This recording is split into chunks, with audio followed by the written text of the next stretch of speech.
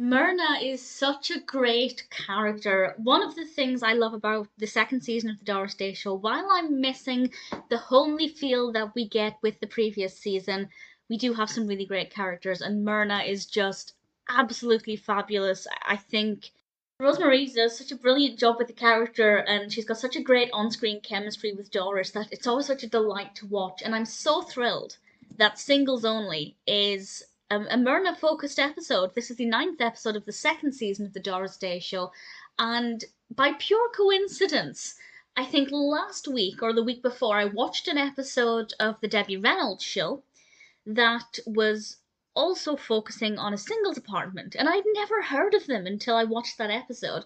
And then 2 weeks later, here's an episode of the Doris Day Show about singles apartments, and I find them to be such a bizarre concept.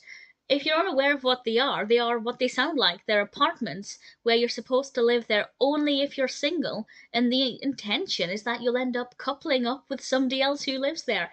It's so bizarre, but it makes for a really good story. Myrna decides to rent an apartment in this singles apartment in the apartment complex, and because of a trick that the building owner plays, she signs the lease without ever seeing the apartment. And then when she moves into it, she realizes it's not great. And the apartment is basically one room, and the male tenants are not exactly what she had in mind. I will say the men in this are very different. Each one of them has a very different personality, and they're just fabulous. I think they bring a great energy. Well, some of them bring a very negative energy, but it's a delight to watch. And I just thought the casting there for the different characters were absolutely great. I loved the one, I can't remember his name, but he used the telephone to phone his mother, and I thought he was brilliant. The guy who wanted the cooking sherry was fabulous.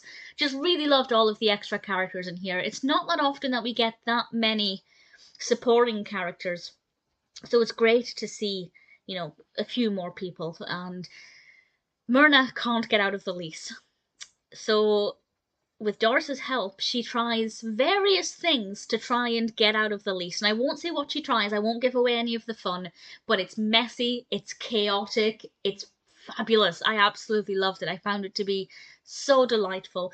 We also get Buck, Billy, and Toby in this, which is not always the case with the second season.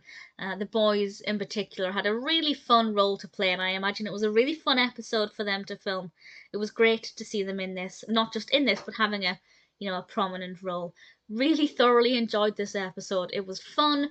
It was fascinating as a concept. I just can't get my head around singles apartments. It's basically saying live in this building and you'll marry somebody. The odds of you finding, I don't know if I believe in soulmates as such, but the odds of you finding the one just because they live in the same apartment complex as you is just so baffling. But yeah, I learned about it through the Debbie Reynolds show, enhanced my knowledge through the Doris Day show.